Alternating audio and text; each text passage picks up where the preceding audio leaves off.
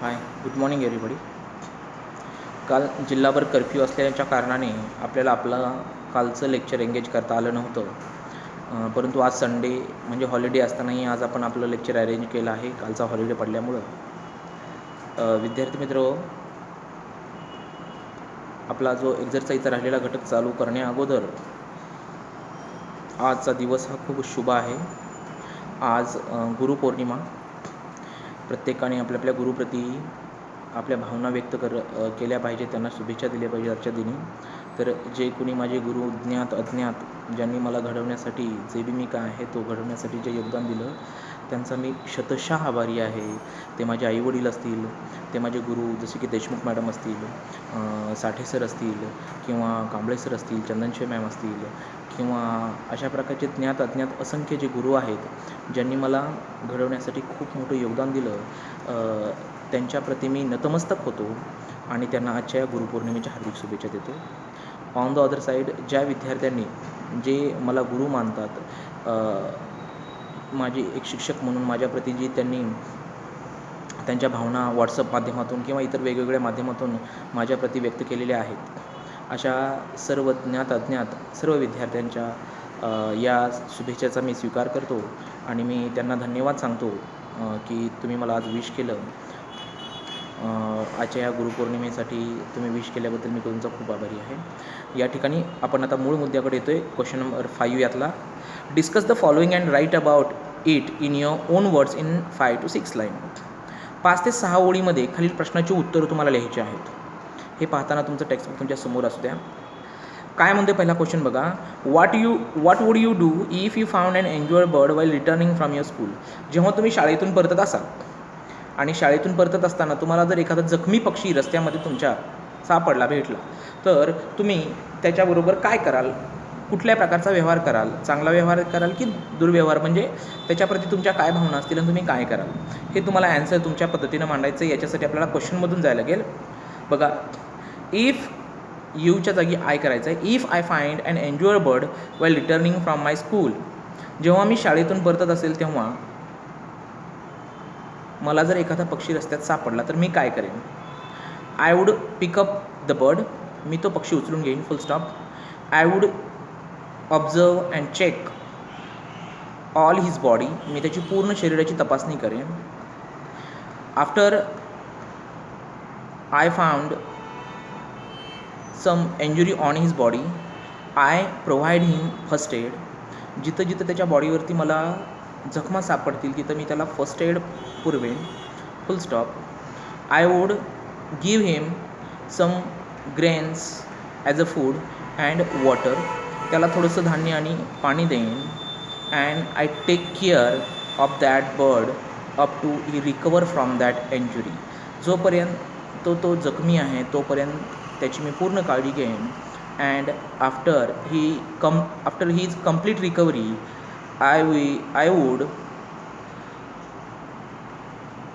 Give him his freedom. मी त्याला त्याचं पूर्ण स्वातंत्र्य देईन. ह्या प्रकारचं वर्तन मी त्याच्याबरोबर करेन. या प्रश्नात तुमचं व्यक्तिगत मतही असू शकतं, ते तुम्ही तुमच्या पद्धतीनं मांडू शकता. सेकंड क्वेश्चन बघा. What opinion do you form about the narrator from the story. कथानक वाचल्यानंतर तुम्ही तुमचं मत लेखकांप्रती कशा प्रकारचं तयार करता, म्हणजे तुम्ही त्यांच्याप्रती तुम्हाला लेखकांप्रती काय वाटतं की लेखक कुठल्या स्वभाववृत्तीचं व्यक्तिमत्व आहे. बघा, आय थिंक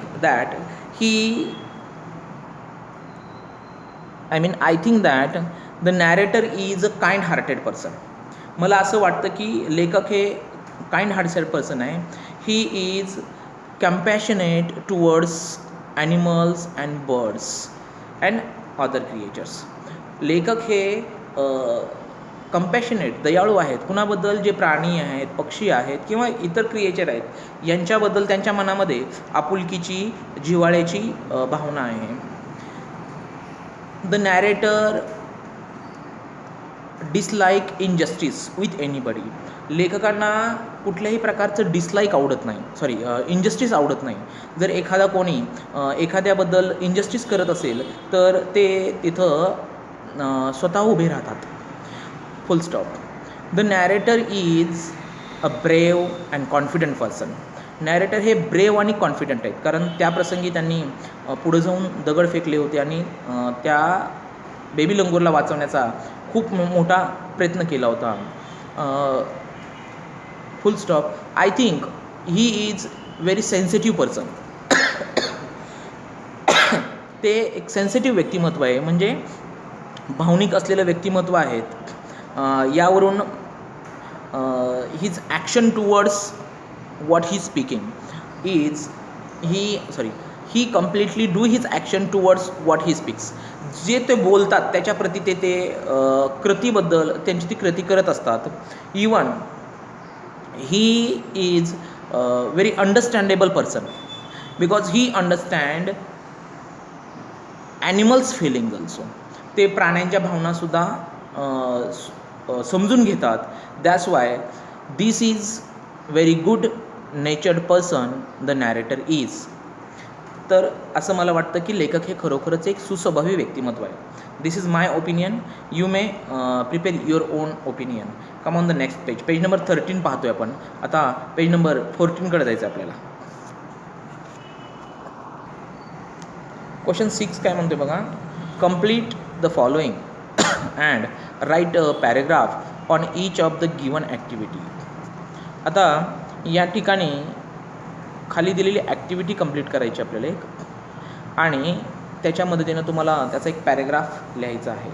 इथं मदर चाइल्ड रिलेशनशिप दिलं आहे आणि त्याच्यावरून मदर आणि चाइल्डमध्ये जे रिलेशन असतं, आई आणि मुलातलं रिलेशन जे आहे ते तुम्हाला ठाऊक आहे. तुमची आई आणि तुमच्यामधलं जे रिलेशन आहे याच्याबद्दलची कन्सेप्ट तुमची क्लिअर आहे. त्यामुळे या रिलेशनबद्दल वावगं आणि वेगळं असं सांगण्याची काहीच गरज भासत नाही.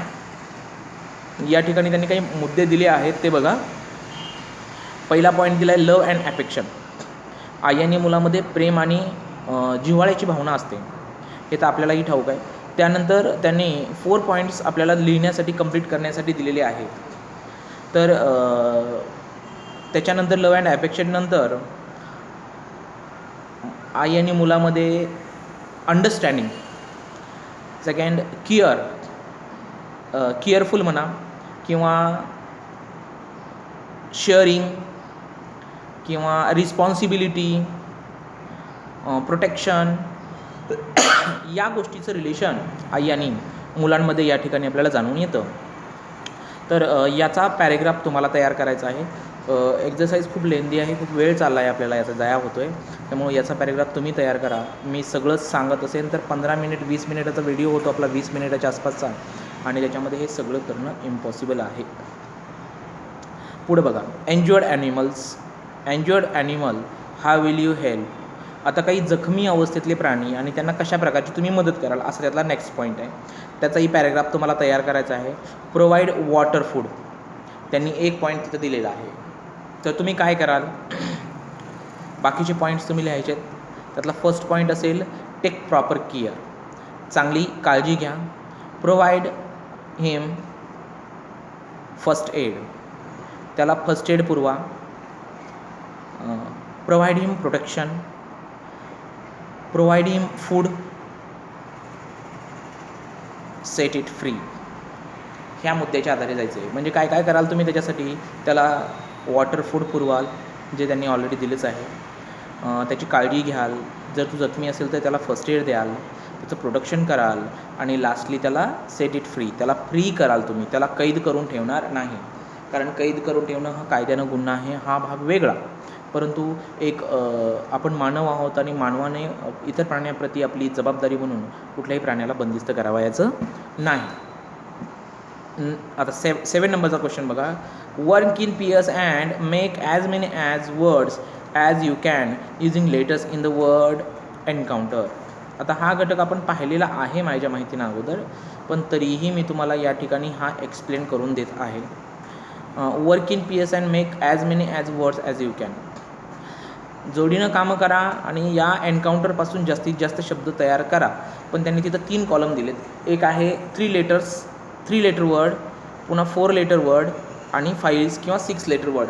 अशा पद्धतीनं ते 3 कॉलम आपल्याला कंप्लीट करायचे आहेत. 3 लेटर वर्डमध्ये एन्काउंटर याच्यामधून शब्द शोधायचा आहे. जसं की त्याने 10 दिला आहे, TEN, हे स्पेलिंग वरच्या एन्काउंटर या शब्दामध्येच आहे. तुम्ही नोटीस करा, TEN म्हणजे पाठीमागून तिसरा, चौथा आणि पाठीमागून पाचवा, हे TEN हे 3 शब्द आहेत. या 3 अक्षरावरून 10 हा शब्द त्यांनी तयार केला आहे. तसाच 4 अक्षरासाठी टूर केला आहे आणि 5 अक्षरासाठी एंटर हा वर्ड त्यांनी या ठिकाणी. तर अशा प्रकारचे 3 अक्षरांचे, 4 अक्षरांचे किंवा 5 अक्षरांचे, जसे इथे दिले 5 किंवा 6, असे वर्ड्स आपल्याला तयार करायचे आहेत. काही वर्ड्स मी सांगतो आहे, काही तुम्ही स्वतः बनवायचे आहेत. जसं की यापासून रन हा शब्द एक तयार होतो आहे, कट होतो आहे, our, nut, one, out, net. Spelling तुम्हाला जमू शकतं आहे. RUN, CUT cut, OUR, NUT nut, ONE1, OUT out, NET net. खूप सारे शब्द यापासून तयार होऊ शकतात. तसं 4 लेटर्सचे पण आपल्याला वर्ड तयार करायचे आहेत. टूर त्यांनी केला TOUR, तसं वन्स एक होईल ONCE, NOT not, none NONE, cute CUT, turn TURN, cure CURE, corn CORN, torn TORN, noun NOUN, true TRUE, rent RENT. खूप सारे वर्ड्स आपण तयार करू शकू. किंवा 5 लेटरचे बी काही वर्ड्स आपल्याला तयार करता येऊ शकतात. जसं की route ROUT, outer OUTR, centre CNTR, count COUNT, toner TONER. खूप सारे वर्ड्स आपल्याला या ठिकाणी तयार करू येऊ शकतात. हे मी काही केलेले आणि तुम्ही तुमचे स्वतःचेही काही वर्ड्स याच्यामध्ये. कोर्ट एक तयार होऊ शकते बघा, COURT, कोर्ट. अशा प्रकारचे काही शब्द तुम्हीही तुमच्या पद्धतीनं तयार करू शकता. ते तुम्ही तयार करायचे आहेत. त्याच्यानंतर 8 नंबरचा क्वेश्चन बघा, translate the following proverbs in English. काही प्रोवर्ब्स आहेत. आता ते प्रोवर्ब्स एक आपण नियर अबाउट 200 to 300 प्रोवर्ब्स तयार केलेले आहेत. त्याचे झेरॉक्स मी तुम्हाला हँडओव्हर करेन. पण संबंधित विद्यार्थ्यांनी मला भेटून क्लासवर येऊन त्या घेऊन जायच्या आहेत. त्यासाठी बाकीच्या गोष्टी मी व्हॉट्सअपच्या माध्यमातून तुम्हाला सांगेन. त्याच्याबद्दलच्या त्या लर्न करायच्यात आपल्याला. इथं त्यांनी 2 प्रोवर्ब्स दिलेत मराठीमध्ये, त्याला इंग्लिशमध्ये कन्वर्ट करायचं आहे. जनसेवा हीच ईश्वर सेवा असं म्हटलं आहे. Means service to man is service to God. पेरावे तसे उगवते, अशी दुसरी प्रोवर्ब आहे. As you sow as you reap. या प्रकारच्या 2 प्रोवर्ब्स आपल्याला तयार करता येऊ शकतात त्याच्यामधून. त्या तुम्ही तयार करायच्या आहेत. जर दुसऱ्या केल्या आणखीन तर चालतील, परंतु ही तर 2 मी तयार करून दिल्याच आहेत. Write a paragraph and give an appropriate title to it. Use the following points. आता खाली काही मुद्दे दिलेले आहेत. त्या मुद्द्याच्या मदतीनं तुम्हाला एक पॅरेग्राफ तयार करायचा आहे. काय काय मुद्दे आहेत बघा. बर्ड्स अँड ॲनिमल्स, लॉयल, सर्व अस, kindness, honest, compassions, love and affection, our best friend, protection and security, do not hurt or destroy us, loneliness avoided. पक्षी आणि प्राणी यांच्याबद्दलचा हा पॅरेग्राफ आपल्याला लिहायचा आहे. आपल्या पद्धतीनं आपल्याला जे योग्य वाटेल ते टायटल या ठिकाणी आपल्याला देता येऊ शकतं. ते तुमच्या पद्धतीनं तुम्ही दिलं तरी चालेल. जसं की our best friend dash animals, birds and animals, किंवा importance of birds and animals. मग तुम्ही तुमच्या पद्धतीने एक सुंदरसे हेडलाईन द्या आणि त्या सुंदरच्या हेडलाईनच्या मदतीनं तुम्हाला पॅरेग्राफ तयार करायचा आहे. म्हणजे तुम्ही तुमच्या पद्धतीनं करू शकता. तो पॅरेग्राफ तुम्ही तुमच्या पद्धतीनं तयार करा आणि तो आपल्या ग्रुपवरती सेंड करा. जसं की there are many animals surrounded us, not only animals but also birds also surrounded us. आणि मग या पद्धतीने तुम्हाला हळूहळू तो पॅरेग्राफ डेव्हलप करत जायचं आहे. मिनिमम एक पेज एवढा तरी पॅरेग्राफ तो डेव्हलप झाला पाहिजे. तो तुम्ही तुमच्या पद्धतीनं करा.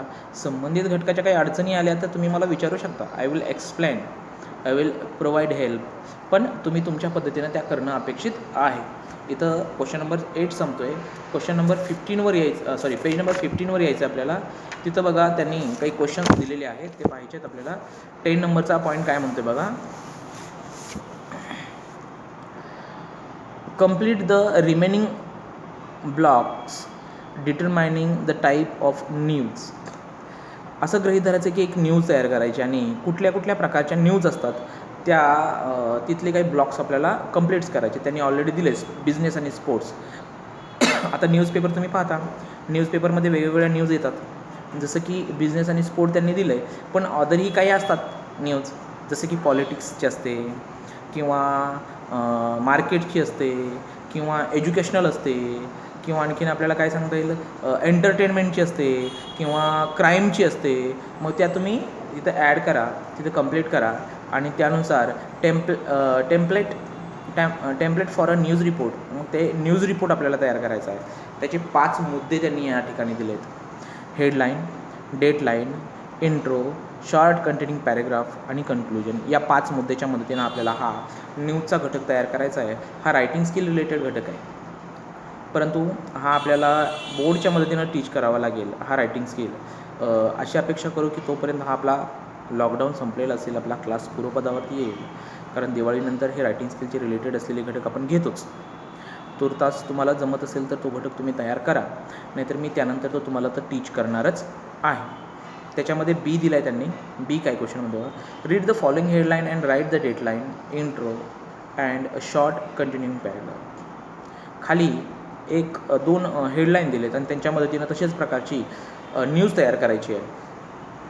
ॲच्युअर narrate their success stories at career counselling events. Career काउन्सिलिंगचा एक इव्हेंट भरवला गेला आहे आणि त्यामध्ये जे ॲच्युअर्स, ज्यांनी यश मिळवलं आहे ते त्यांचा अनुभव शेअर करत आहेत. मग त्यात मुद्दे डेटलाईन घ्यायचे आहे, इंट्रो घ्यायचा आहे, शॉर्ट कंटेनिंग पॅरेग्राफ आणि कन्क्लुजन. या पद्धतीने आपल्याला तो न्यूज ती तयार करता येईल. दुसरी न्यूज आहे, India's first ever tourism university to be established by IIHM. IIHM कडून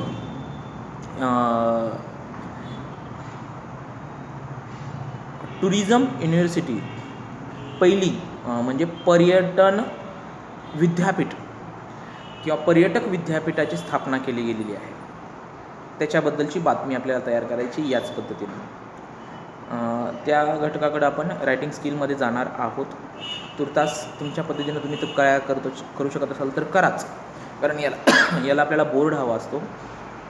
याची आपल्याला शॉर्ट नोट राईट डाऊन करावी लागते, याचा ड्राफ्टिंग होतं आणि ते लर्न करावं लागतं आणि त्याची प्रॅक्टिस करावी लागते. यानंतर सी यातला, read the following headline and right a news report, follow the steps as given. खाली काही स्टेप्स दिलेत, त्यानुसार एक हेडलाईन दिले, त्यानुसार आपल्याला एक बातमी तयार करायची आहे. Tiger attacks 8-year-old at Rajiv Gandhi national park. मग त्याची डेटलाईन नंतर मग तिथं डेटलाईन काय असेल, बाबा समजा ठिकाण असेल, राजीव गांधी नॅशनल पार्क कुठे आहे, पुणे क्वामा, संडे 17 ऑक्टोबर फुल स्टॉप कॉमा PTI. ही झाली डेटलाईन त्याची. आणि त्यानुसार मग तुम्हाला लीड लाईन असेल, म्हणजे काय आहे बातमी ती आपल्या त्याच्याहून तयार होईल की a 8-year-old boy attacked and killed by tiger on Sunday evening at Rajiv Gandhi national Park. ही झाली त्याची लीड लाईन. आणि मग त्यानुसार तुम्हाला तो पॅरेग्राफ तयार करायला लागेल. Body of the report, use only third person pronouns and पॅसिव्हची रचना करायची आहे आणि थर्ड पर्सनमध्ये ते लिहायचं आहे. आणि त्याच पद्धतीने आपल्याला कन्क्लुजनही याचं करावं लागेल. अशा प्रकारे ही इथं घटक आपला संपत आहे. याच्यामध्ये लँग्वेज स्टडीचा काही घटक आहे. व्हिडिओ 20 मिनिट्सचा होत चालला आहे, त्यामुळं आता इथं आपल्याला थांबणंच अपेक्षित आहे. Will see in the tomorrow's period remaining topic. Thank you, bye.